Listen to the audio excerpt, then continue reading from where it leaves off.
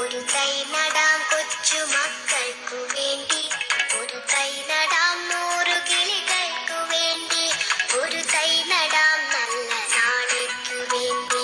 ഒരു തൈ നടാം നമുക്കമ്മയ്ക്കു വേണ്ടി, ഒരു തൈ നടാം